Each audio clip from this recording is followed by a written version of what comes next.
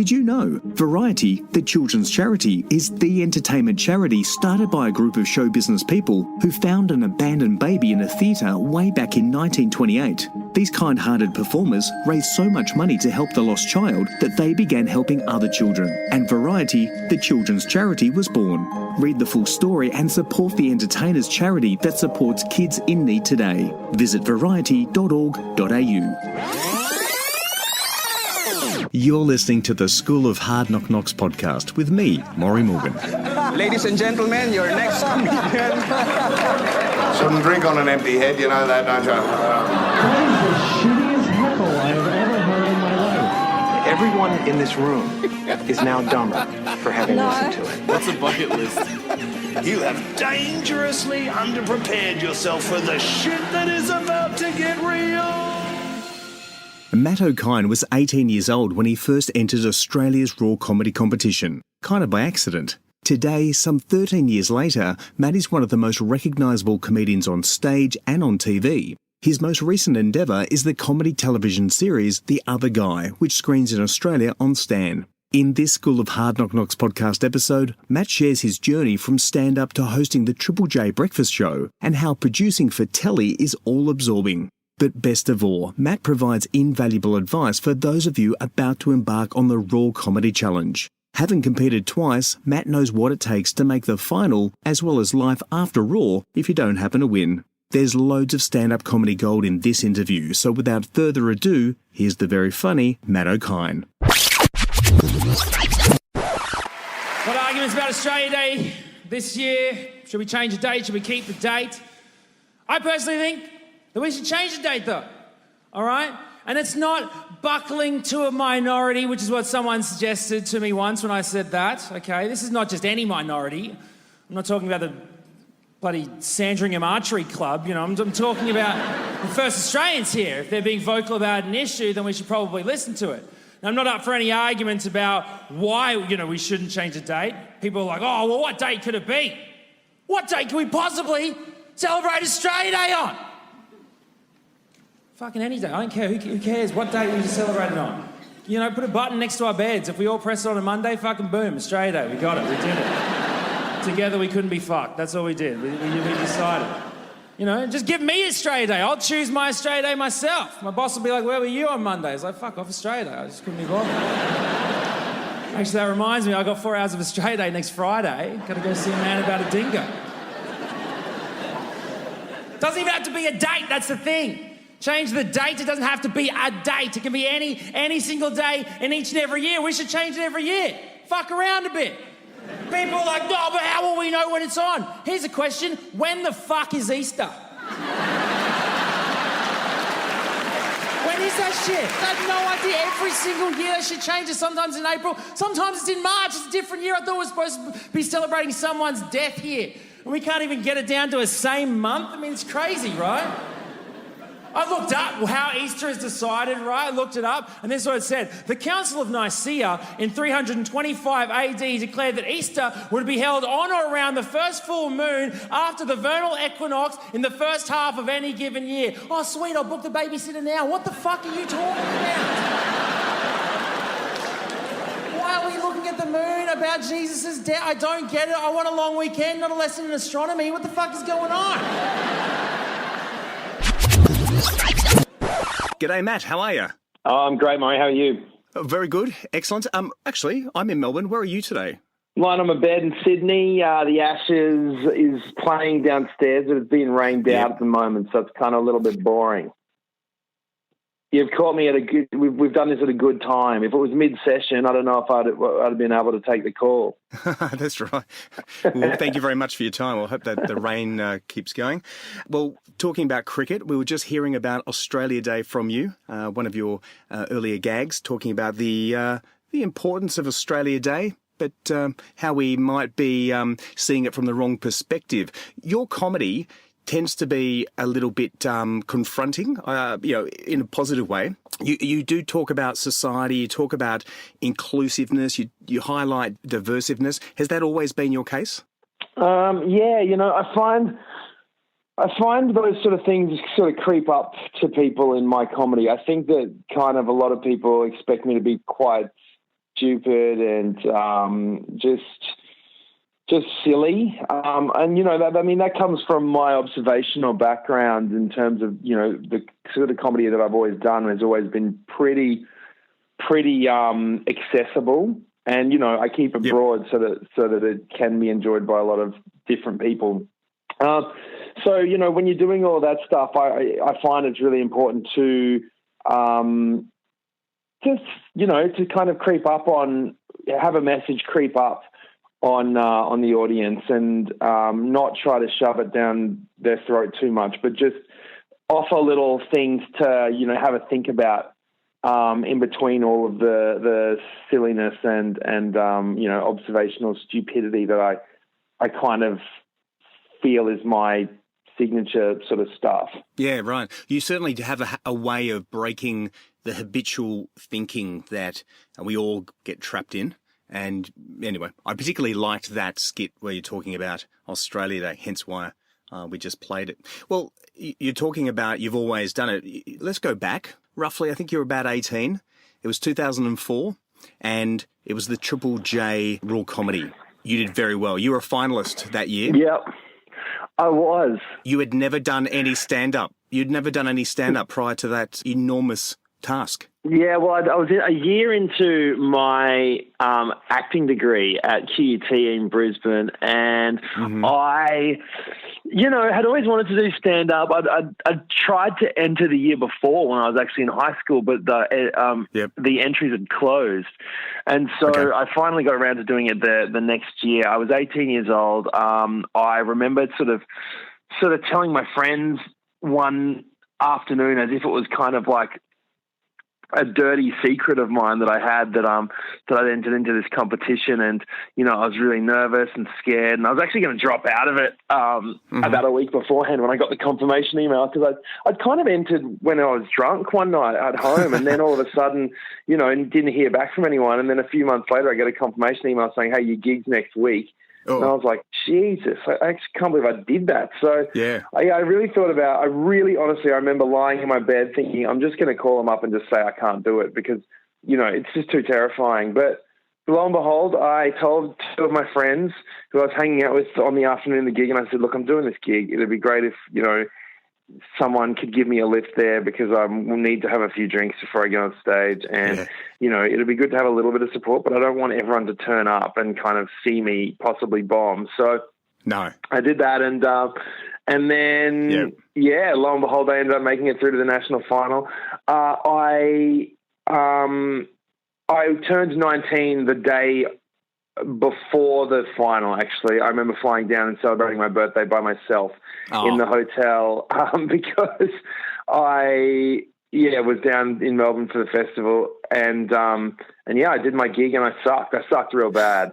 Yeah, it was awful. It was really shit. I do, you know, by that stage I'd only ever done 18-year-old humor about being black, basically, and or you know, having a depressed cat. Those are my two jokes: being black and joking about being in Australia on a World Vision sponsorship, and then having a depressed cat. Those are my two gags. My whole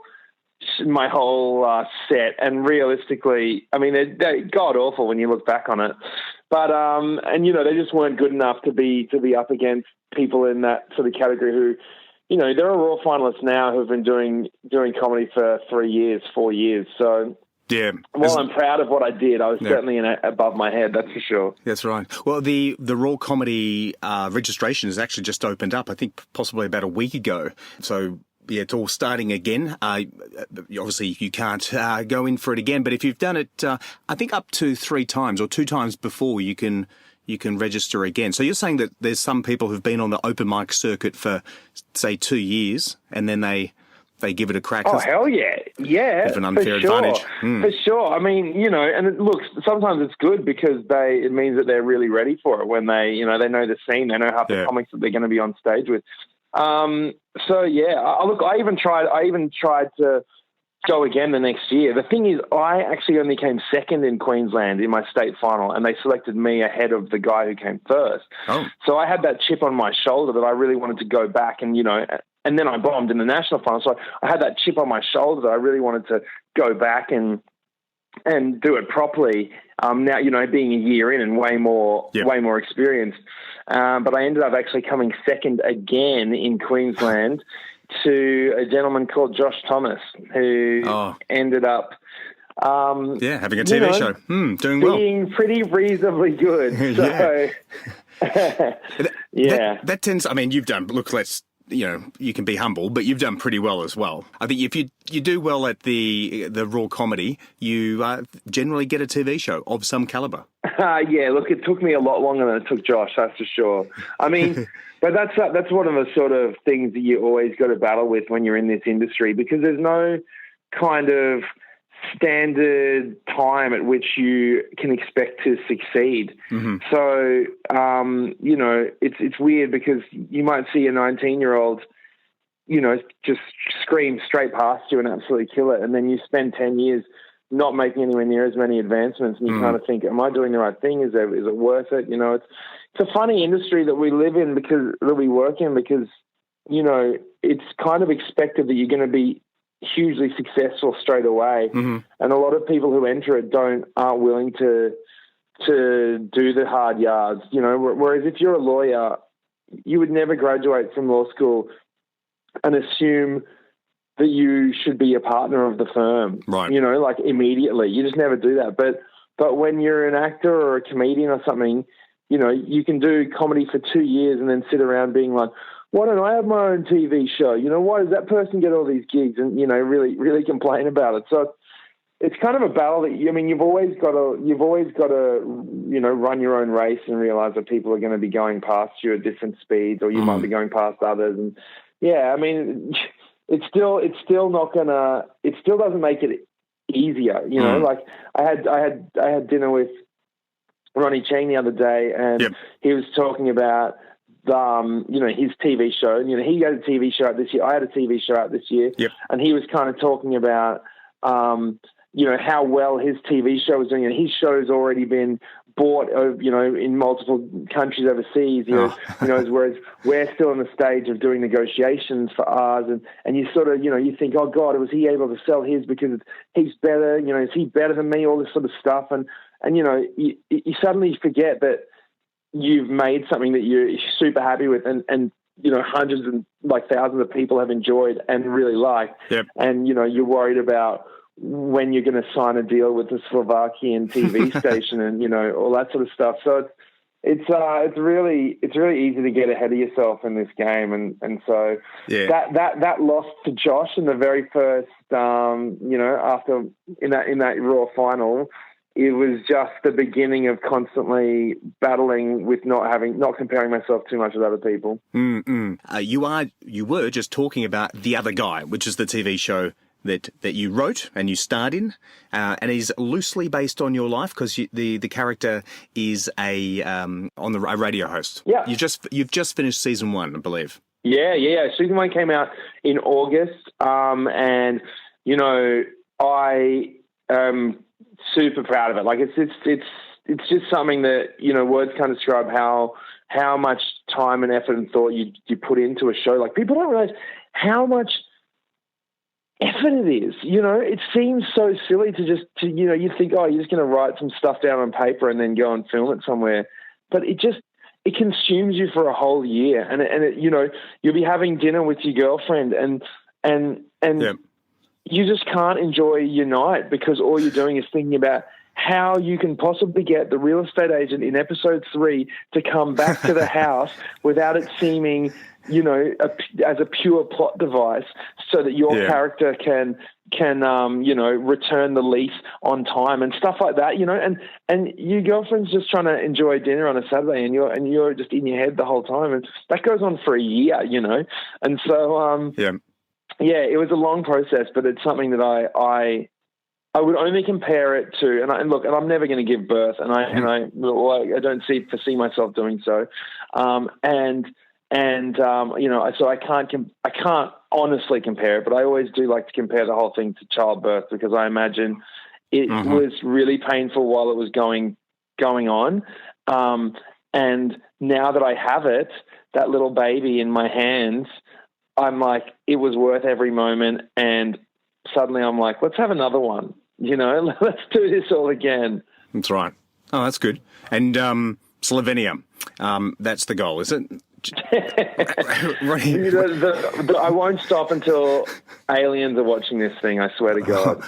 Let's jump back a little bit, back to Raw comedy, because that is a hot topic at the moment. I know a lot of people in the School of Hard Knock Knocks podcast also has a school, hence the name, that teaches stand-up comedy. So we get a lot of comedians, open micers, some people who've been on the circuit for 2 years, who do our course to get a leg up, to turbo boost, or to polish some of their material for raw comedy, for example. So what advice, and it was a few years ago, but what advice would you give to people starting out writing? Obviously, black jokes and grumpy cats are limited. What other advice would you give to guys who are possibly doing stand-up again for the first time, like you did? Yeah, I would always suggest just doing the things that you think are funny. That's first and foremost. And, you know, and don't give up on a joke just because it doesn't work once. Give it a while. There are some jokes that took me years to make good, you know, and you might have just, you know, been on an off night when you said it or whatever. Just keep giving it a go. And if you think there's something there, then really, really give it the time and the love that it deserves. Yep. The second thing I would say is, never stop at the first punchline. Keep looking at it. I would almost say, once you've got your first punchline, that's fine. You know, it might fit in the series of jokes, but keep figuring out where you can go with a joke. Right. So really keep studying it and think about the layers underneath it that you can make it better. You will always be able to find a better punchline or look at something from a different angle, you know? So don't always go for the obvious route. And even when you're happy with the punchline, just keep thinking about it and ask yourself, can I look at this from another angle? Is there a technique that you use to look at things? I mean, it's easy to say look at it from another angle, but how do you do it when that's just all the way that you look at the world? Look, I couldn't tell you. I know, you know, I couldn't tell you.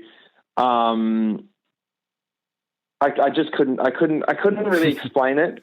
You know, the way that I think about it is, you know, the way that I imagine it, it's like just on the spot, thinking about something like, okay, you want to make a joke about a tennis ball? That's cool. Look at what else is round. Look at what else is green. You know, is that a tennis ball or is it a hairy Granny Smith apple? You know, like figure out then, you know, if an apple landed on Newton's head to give him the idea of gravity, what ideas would he have come up with if a tennis ball landed on his head as well? You know, maybe he should have. Yep. Maybe he should stop sitting in the middle of the court at Wimbledon or something. I don't know. I'm just trying to, you know, like just try and go with your imagination sometimes. And see if there's anything. Yeah. I'm already thinking Newton was a ball boy at Wimbledon. Yeah, exactly, or something. Do you know what I mean? I mean that look that what we've just done there is rather really, you know. Look, it'd be easy to just say that's a really tacky sort of joke or whatever. But you know, if you then kept going and gave it time and really looked at it, and you could create something that is not just a joke about, you know. I don't know, a racket and two balls, you know, looking like a penis or something, you know, like just think about it a little bit more. Yeah.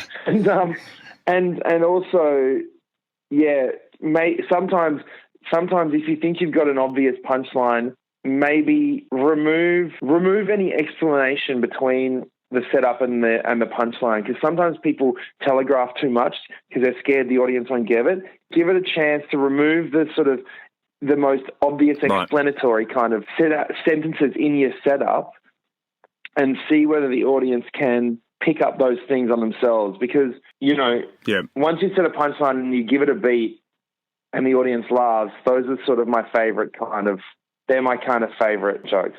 The other thing is, don't neglect your technique.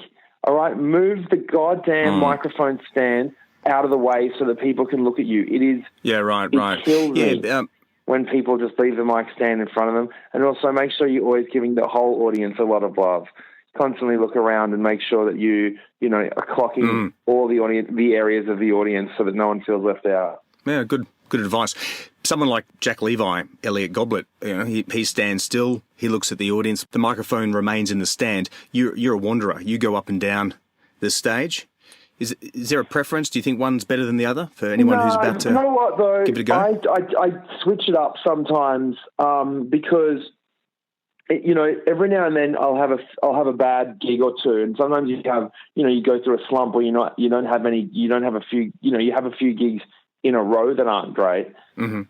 I find it's if I've gotten into a slump walking around on stage, then sometimes I'll be like, all right, I'm going to switch it up and I'm just going to leave the mic in the stand tonight and I'm going to try and feel new in my body again, because it's easy to get caught in your delivery. Your delivery is as much in your body as it is in your voice if you move around on stage like me. So, and it's really easy to look in exactly the same spots every single time you're just, performing a joke and have exactly the same hand movements and stuff like that. Yeah. And those are the sort of things that all contribute to you losing the sort of spark in a joke that the audience doesn't really realize they're picking up on, but kind of makes it less funny. So I always find that if I feel myself going into autopilot, to try and surprise myself, do something a little bit out of the ordinary with my left arm. Like literally, even if I'm on stage and I don't feel right, just shaking my left arm will bring me back out of the kind of the autopilot zone that I might have found myself in. And it might look stupid on stage, but that sort of adds to just what I'm doing anyway, because it just makes me feel like I'm at least in the moment and that it's not as rehearsed as it really actually is. You are a comic. You're there to make us laugh. So no one would question any oddities in what you do, unless you pulled your trousers down and did a dump on stage. Yeah. And well, that would look if I do that, maybe that'll be next year's stand-up show. Yeah.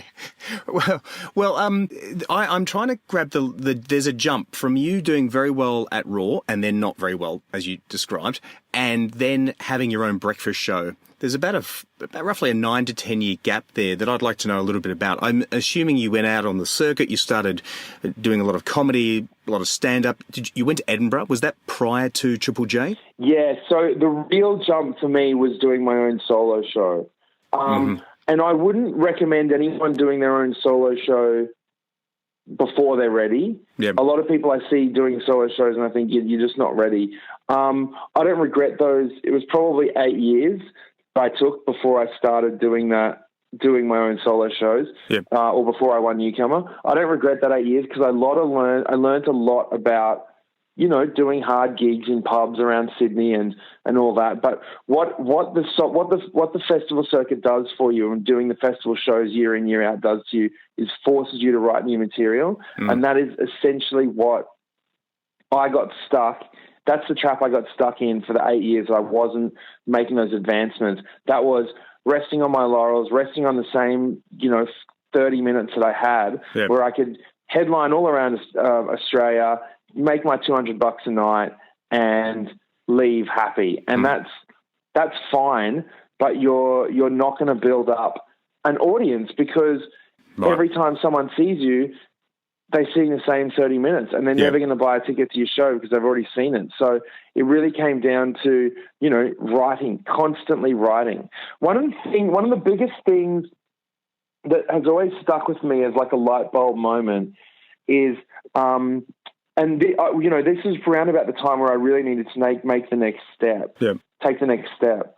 I was on tour with Sydney Comedy Festival doing like road shows with Tig Notaro.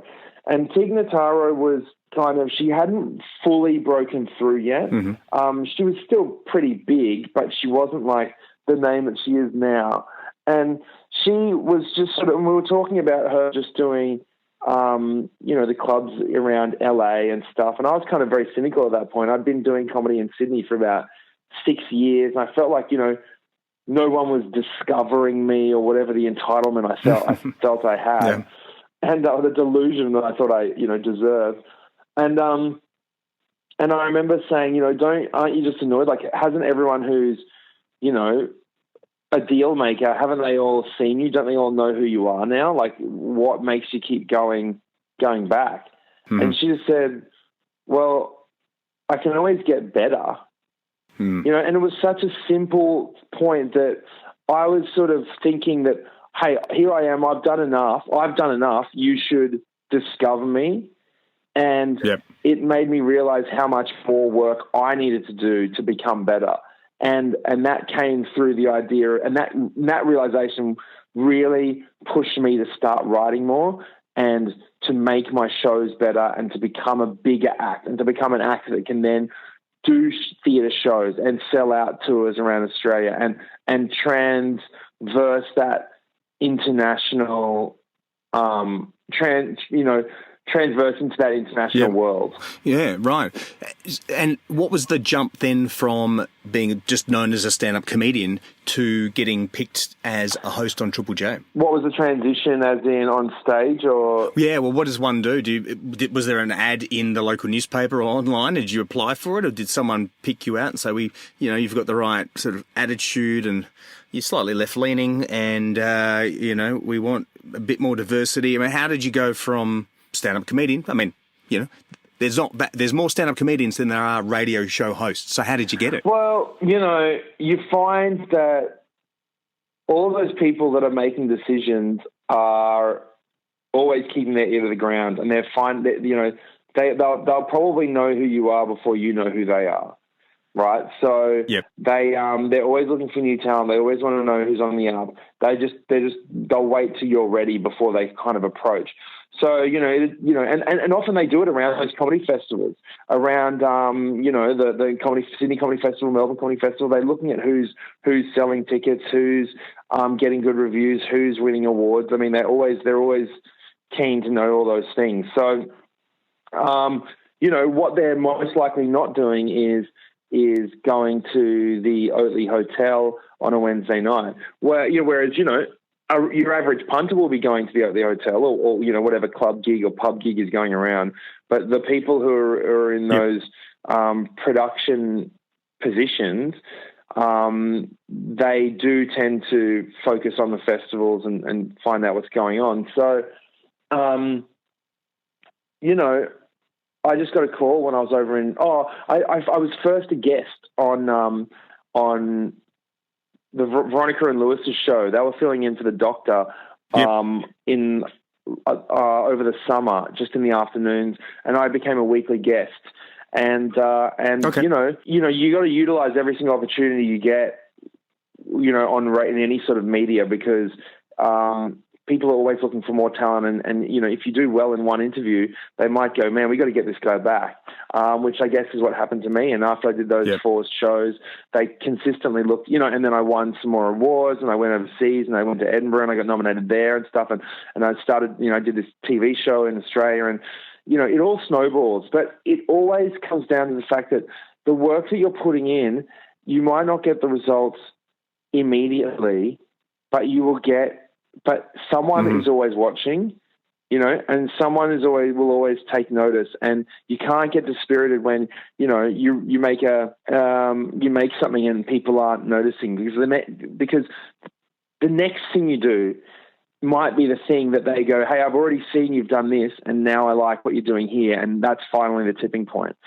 So, for instance, my favorite story about this is I made a web series back in 2010 called The Future Machine, and my friend and I, we got a director and another friend on board called David Barker, and it was me and David Barker and Tom Sheldrick. We wrote it and directed it, and Dave directed it, and I got my friend Andy Ryan to be in it and my friend Kariba Hine to be in it, and I begged, borrowed and stealed all these sort of favors from everyone and anything we could, and that was a lot of effort and 6 months of work, and we made this web series, and we desperately wanted to make it a TV show, and it just didn't happen, and I think 20,000 people watched. We got 20,000 views on the first step, and then it just sort of dwindled down, and we weren't getting much coverage in magazines or whatever, and it was it's disheartening because you really feel like you put so much effort in and you're not getting the return that you want. But about 6 months later, Andrew Denton was making a TV show called Randling, and he was just doing some workshops to find, just to see how the show would roll out on television. And I think it was Dan Ellick, who I had met through the comedy scene, who I'd passed on the Future Machine to, had also passed that on to Denton or emailed one of Denton's producers or something and showed them that just as a little sort of by thought. And he had somehow stumbled upon that.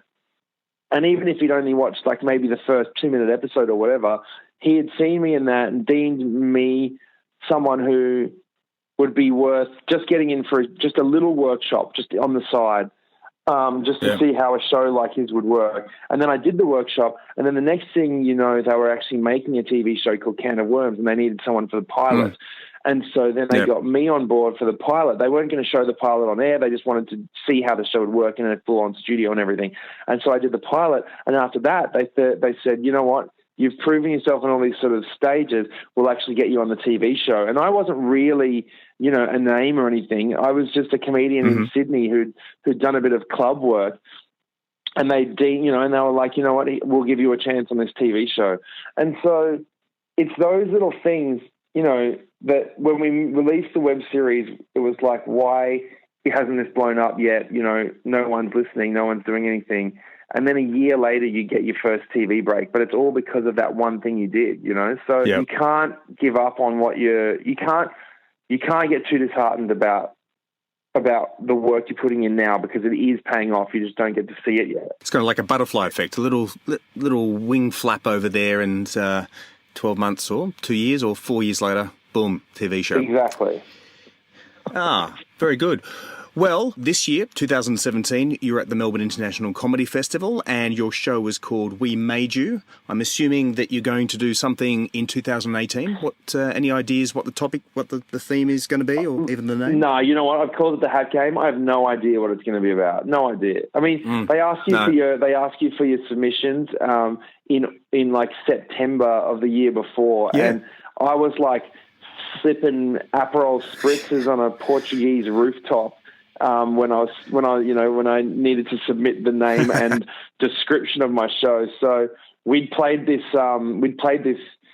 like family game with some friends of ours called the Hat Game, like the night before. So I was like, my girlfriend was like, just call it the Hat Game, because we'd had heaps of fun.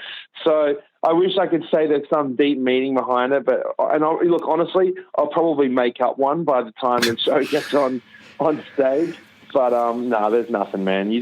Sometimes you just gotta wing these things.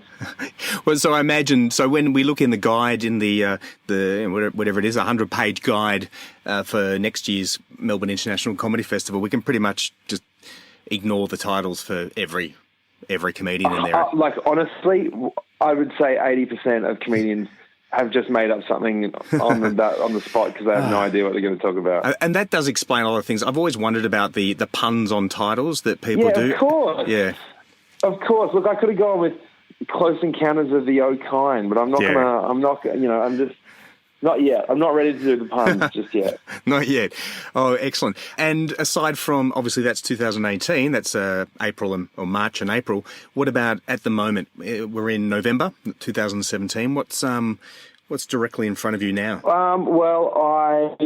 We just did our first sort of welcome back writing session for The Other Guy, season 2. So while, it's far from certain, we're putting into place all of the motions to try and get a second season on board. I desperately would love to do it. I think I can make it an incredible show now that I know how to do it.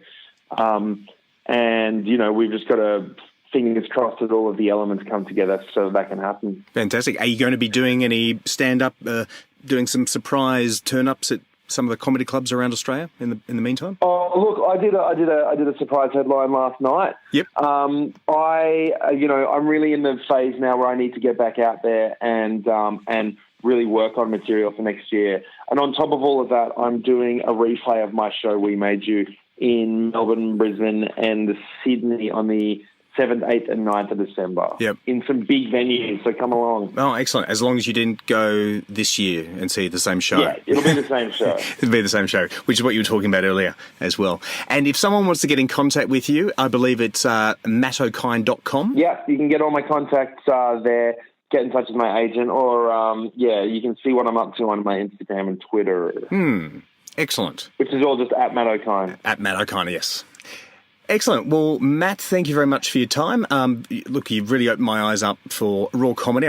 I know a lot of people who are applying, and they will get a lot out of this today. So thanks very much for sharing. Obviously, you've done great things, even though you only came second. So there is life after Raw.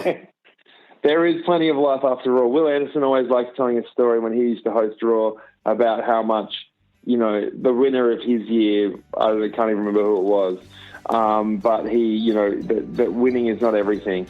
But, look, just, you got to be in it to win it. That's the main thing. That's the mantra I always sort of try and keep. Perfect. Well, Matt, I'll let you get back to the cricket and talk to you soon. Awesome. Thanks, Ryan. Cheers, Matt. Bye. Cheers, mate.